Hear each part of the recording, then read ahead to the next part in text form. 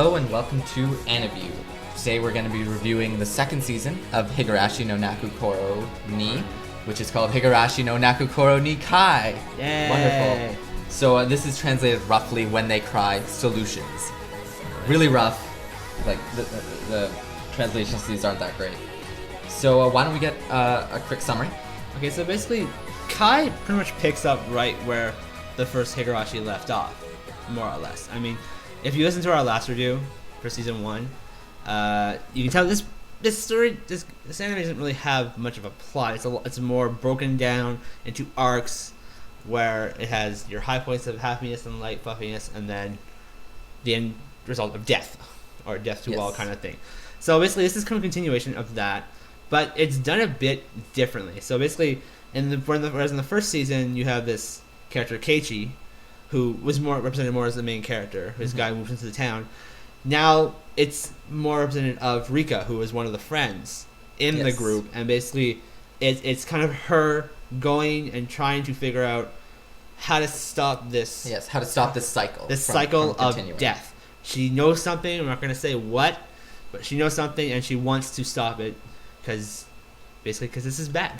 So there's an introduction of a new character. That's important. Yep. Hanyu, who is a sort of friend of Rika, and I think it's a girl, right? Yeah, it's a girl. And she is trying to help. Is also another helper to try to really fix this. And basically, Rika has a problem in the sense that each time these cycles go through, she's the only one that's aware that these cycles are happening, and so she has to explain each time, that they have to try to break this cycle. And she really wants to make sure that they can break it. And the whole goal is she wants to get that happily ever after ending. Yeah. She wants to try to get to that point. And every time she tries to do it, she can't do it. What I really love is there's a villain. You're introduced to the real villain in this season, and this villain has a desire, right? And what it really is all the characters have like a slight desire to live like a happy life and stuff, but they're nowhere near as intense as this villain. So what kind of happens is they all kind of have to gather their courage and stuff. And if I felt it was kind of like a battle of will. Whose will turn the tide and create this the final conclusion. Kind of verdict. Yeah. So what this starts off with, this sort of answers the first questions you had about the first season. Yeah. So that is done very quickly. You're basically you're told episode everything. 1. Okay, you spent 26 episodes trying to figure out what it is. Here you go. I mean, I think we were kind of a little bit disappointed with that. I mean, because we had spent the 26 episodes trying to figure out what was going on, and we started. I don't think I was disappointed. That was my favorite episodes of this arc. Yeah. Because it was I guess helpful. That's true. And it was enjoyable. And then what I really didn't like was how they sort of switched the tone a lot.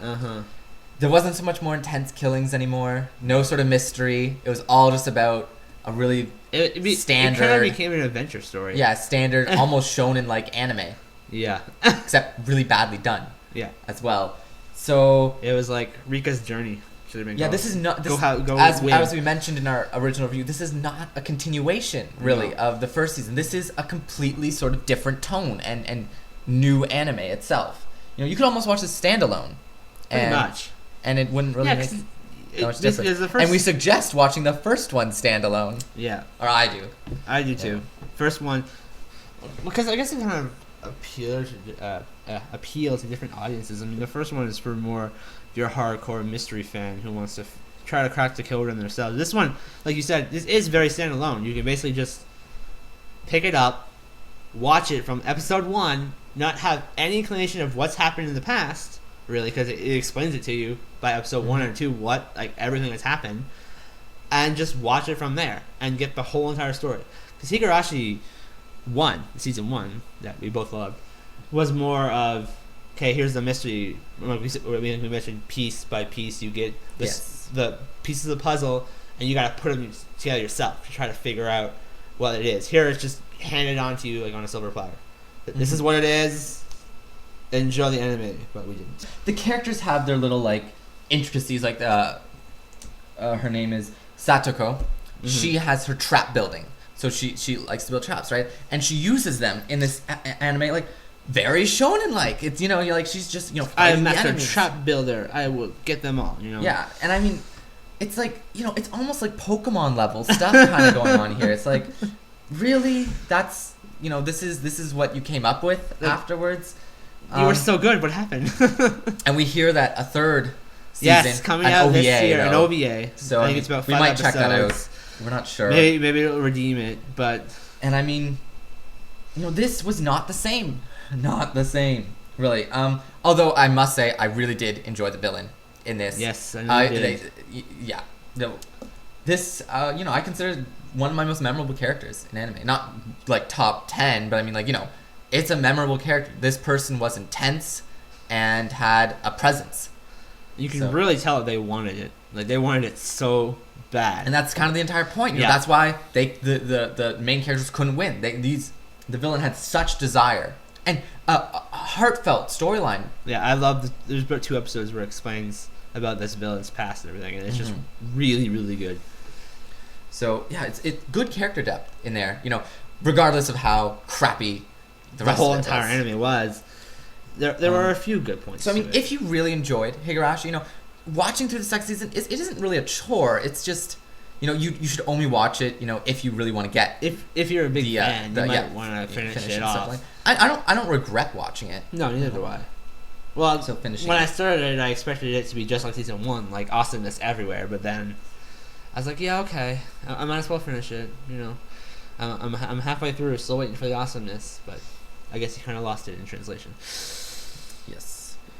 So, besides just saying the background story to the anime and stuff, really how this storyline goes doesn't have the arc format anymore. No. Well, no, there are arcs Yeah, for the first bit, because basically, but it's they're not the same. no, because even though there are arcs, like it's basically because, like we mentioned, there's like the whole reset or dream or whatever it is. I'm not going to mention what it is, and basically, it even though you have your arc and like I said, we said in the first anime, stuff goes downhill, bad stuff happens, people die, and it kind of comes back to point A. Even the thing is, that Rika knows what's going on, so it doesn't matter. I mean, it's still because you have a character. Because before you always think, oh my god, mind wipe or no one knows what's going on. She knows, so you now know that she knows. So basically, I mean, you're kind of sticking with her. Okay, she knows what's going on, therefore. It doesn't have the same effect as like mind wipe. To viewers out there, he was waving his arms like crazy. Yeah, I was to explain the point. It's like here's the point. You don't get the same feel. That's my point. I really felt there's a lot of whining going on in this. All the characters are kind of like, boo, bad things. Yeah. Oh, tear, listen to me cry. When they cry. Oh my. When the children cry. This is why they named it that. Yeah, I actually have no idea. When we title. cry. When we cry. Yes, because this anime was so bad. Well, okay, it wasn't that bad. It was mediocre bad. Ish.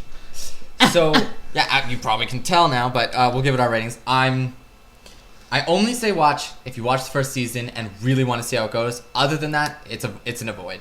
I say the exact same thing. I mean, if you watch the first season, you liked it, you want to see the ending, do it. Just watch it. Even if you have to suffer yourself through it, the villain is awesome. So you might want to check them out. But other than that, if you watch first season and we're like, yeah, just don't even look at it. It's not that long either. Put it down. So, I mean, it was 24, so not that long. It's a struggle for most people. I know myself sometimes struggle through 26 episodes of anime, especially if it's bad. Except you can watch 390 of Shut One up. Piece. Because that's awesome. Anyway, So- besides that, If you want to contact us about the show, yeah, you can send us an email to aniview@hotmail.com or comment on our videos or give us some info. We want to hear from you people. And yeah, I guess You people out there in you creatures. internet land. And we'll see you next time.